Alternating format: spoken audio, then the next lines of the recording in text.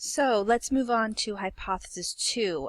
Interesting enough, what we saw in hypothesis 1 was there was no relationship between age and stress, but for those who are seniors, they actually have less perceived stress than those who are juniors and sophomores.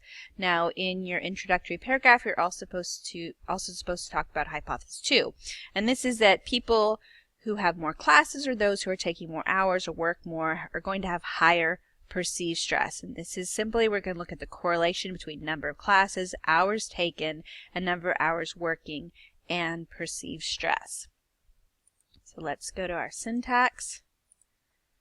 You can see this is simply just syntax for a correlation where we have perceived stress. I put in the undergraduate stress questionnaire. Let's take that out. We have perceived stress, number of hours taken, number of classes, and number of work hours. So let's see what the correlation is. Okay, so first we can look at your perceived stress score, and is it correlated with how many hours you're taking at UNF? And it is not. In fact, that is really close to 0. Meaning there's not really much of a relationship between how many hours you are taking and your perception of stress. Now, about how many classes, we're seeing the exact same, and how many hours you work outside of school each week, also the exact same. So what we're seeing across the board here is that our hypothesis is not supported. We do not see a relationship between perception of stress and people who are taking more hours, who have more classes, or work outside more. So what do you think is going on there? What are some factors that could be influencing why we don't see this hypothesis supported? Now let's just look at these other ones because they are significant. Mainly is saying you're taking more hours, you're taking more classes. Well, that makes a lot of sense. Now this is interesting. It's showing us those that are working more outside of school have to take less hours and less classes. So that's a negative correlation, which means that the higher you are on one variable, working outside of class, the lower you are on another variable, how many hours you're taking, how many classes you're taking.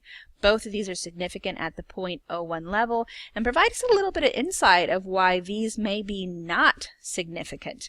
Because it seems that if you're working more outside, you can't take as many classes. Okay, so that gives you all you need for hypothesis 2. Why don't we go ahead and do hypothesis 3 as well? So for hypothesis 3, you are going to test, do people who are more optimistic and use humor more, they will have lower perceived stress and report better coping. So for this, we're looking at the measure of optimism, the measure of humor, the perceived stress measure, and then all 8 of those coping factors. We're going to put what's the correlation between all of these. So let's pull up our syntax.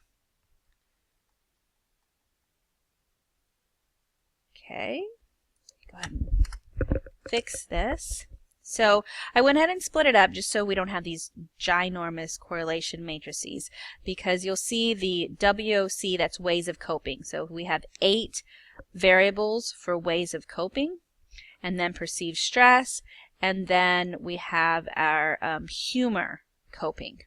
Then we have the same, all 8 perceived ways of coping, perceived stress, and this is the optimism scale. So I'm going to run these 2 correlation matrices.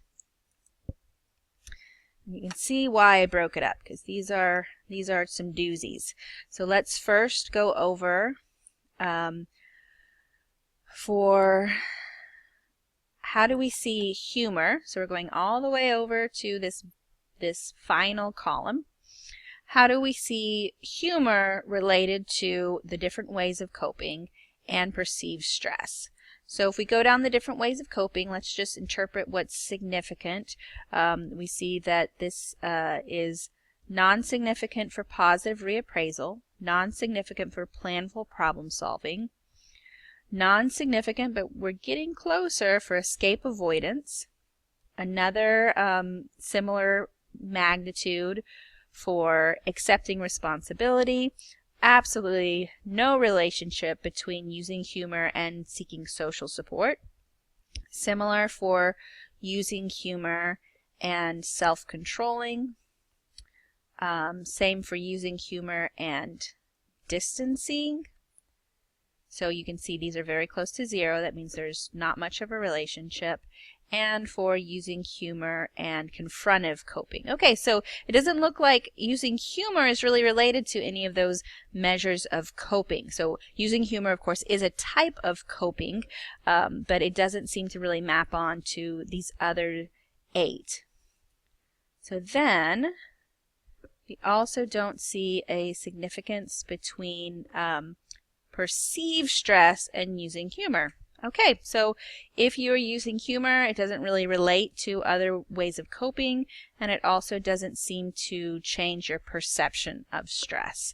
Your book outlines humor as an approach for coping, so you can look at that and sort of brainstorm, so why might this not be related in our class? Now let's go down and see, how about optimism? Do we see a difference in optimism? And right away you see your little stars, which show us that there is some relationship. So for those who are more optimistic, we're going to see that there's a positive correlation between being more optimistic and using positive reappraisal as a coping mechanism. If you'll look in the coping lecture that I provided, it will go through each of the different types of the 8 subscales so you can describe what positive reappraisal is. Same for planful problem solving. That is also related to optimism. Now we see a negative relationship between escape avoidance and optimism. So those people who are higher on optimism actually are using escape avoidance less in terms of a coping mechanism.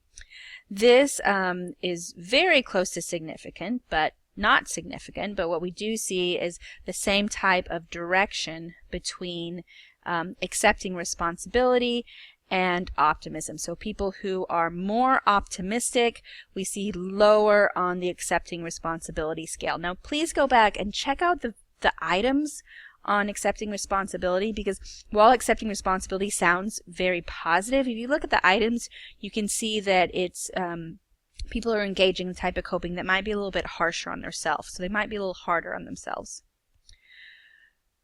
Again, non-significant, but we see it's trending towards significance for those that are more optimistic are more likely to seek social support. We can see it with the positive magnitude. This is negative and non-significant, but it's suggesting that those who are more optimistic are less likely to use a self-controlling coping mechanism. There is no relationship between optimism and distancing, and same for optimism and the confrontive coping. But look at this. People who are more optimistic have less perceived stress. So that negative correlation, that's the direction, a really nice magnitude. This is significant. P is less than 0.01. So we can confidently say that people who are more optimistic are have a lower perception. Now this is a good example of, we can't say correlation does not imply causation. So is it that the optimistic people, that causes less perceived stress, or is it those with less perceived stress are more optimistic? And these are the type of things that you could discuss in your paper. So that gets us through all the way through hypothesis 2 and 3.